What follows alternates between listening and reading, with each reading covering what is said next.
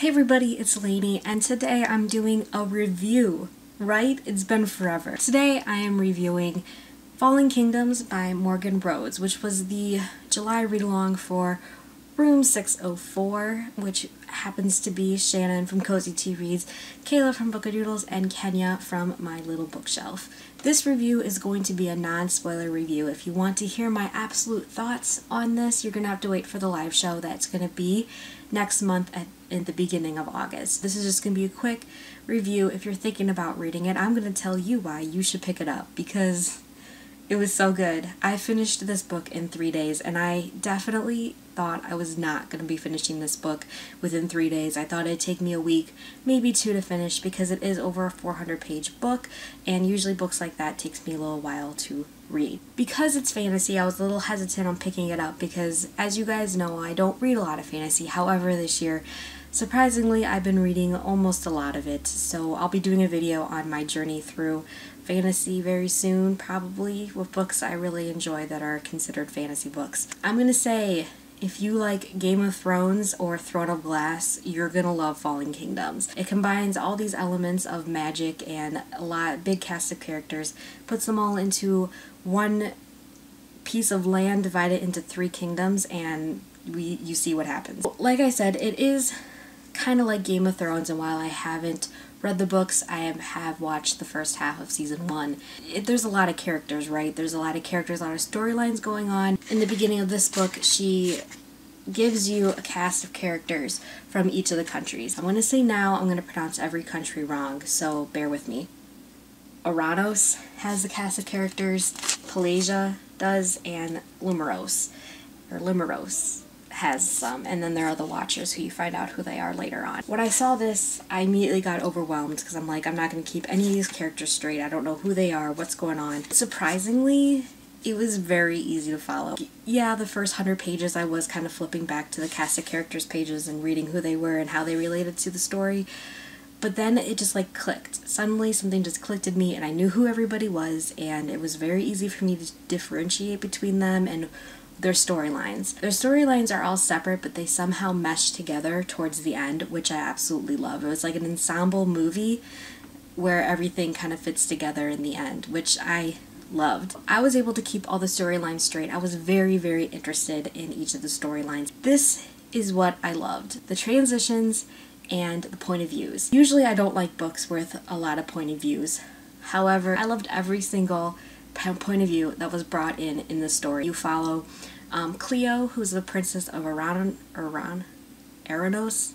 who's the princess of Aranos, Magnus, who's the prince of Limeros, and his sister Lucia, who is the princess of Limeros. Then we follow Jonas, who is a rebel in Pelagia. Those are the main 4 characters. However, sometimes you get glimpses of other characters, kind of like how in Throne of Glass, sometimes you'd get a random point of view of a creature or of a slave girl in another country, or even Nahima, you would sometimes get her point of view. I got the same thing with this, and it would work so perfectly together. I mentioned way back when I read Under the Never Sky that Veronica Rossi's transitions were perfection. She knew just when to cut off from a chapter and begin another one, and I'm gonna say Morgan Rhodes is number 2 now in my favorite transitional writer.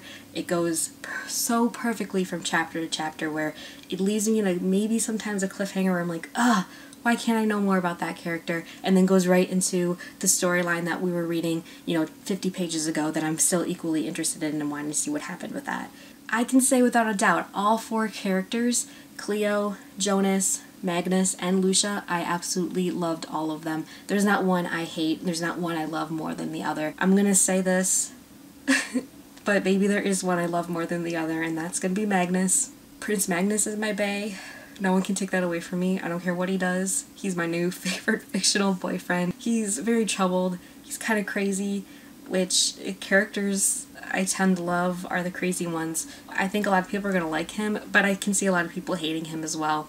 But I love him. I'm 100% behind Magnus, Team Magnus, even though he's not competing for anybody, sort of. I'm behind him 100%. I'm a big Magnus supporter. But I love Jonas. I loved his development throughout the book, and especially towards the end. I loved what's possibly going to happen now. I loved his inner thoughts and how he's pretty much the peasant of all 4 characters, as the other 3 are royal, and you see a different insight of his struggles growing up in the weaker of the 3 kingdoms, Palasia. Cleo, I was okay with in the beginning, but I loved her by the end. Same with Lucia and Magnus was just pretty steady I love you throughout the entire book. But I can't talk more good things about this book because it was just so incredibly good.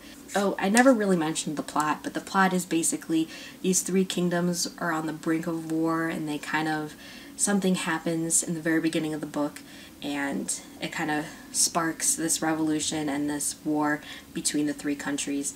Magic is gone, but there's this prophecy of someone who is supposed to possess all 4 of the elements called Elementia. There's a lot going on, but it's so precise and clean that I was never confused at all during the story, and it would have been very easy for me to become confused. I really hope you guys pick it up. It was a great read for me, and I absolutely enjoyed it and adored it, and can't wait until Rebel Spring actually comes out next Tuesday in paperback, which I already pre-ordered, and I cannot wait to start that. And then Gathering Darkness, which is the 3rd book, comes out in December, and I don't know how I'm going to wait for it after I read through Rebel Spring.